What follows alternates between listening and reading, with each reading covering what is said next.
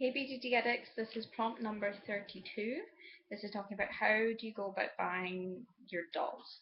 The kind of process I do is they have to have a character. So for example, when I got Ryoko, my very first doll, I looked around at sculpts, I looked at prices, like that's a big aspect for me.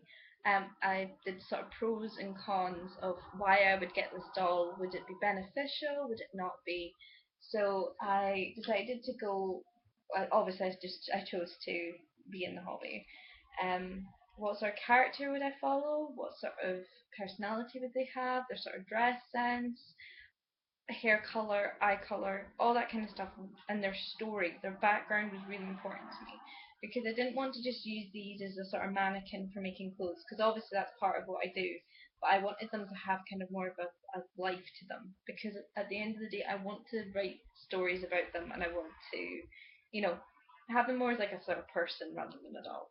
So that was the kind of process I went through for Ryoko, looking at especially budget. Budget's really important for me, and usually what I'll do is I'll find the doll, think about it for at least 2 weeks, think about, pros and cons, what could go wrong, what would be best, decide on those sort of things, especially if I'm not sure about the sculpt. Look at wigs, look at eyes, first basic outfit, what would I first buy them, and shoes. They're the kind of main things that I go into when I'm thinking about buying a doll.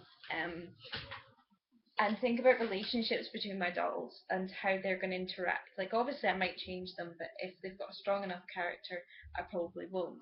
But they're the main kind of things I think about before I buy any of my dolls. But yeah, so that's my kind of process.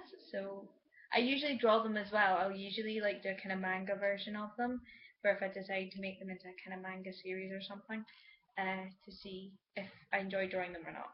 But yeah, that's the general kind of gist of what I do. So I hope you guys have an awesome day, and I'll catch you later. Bye.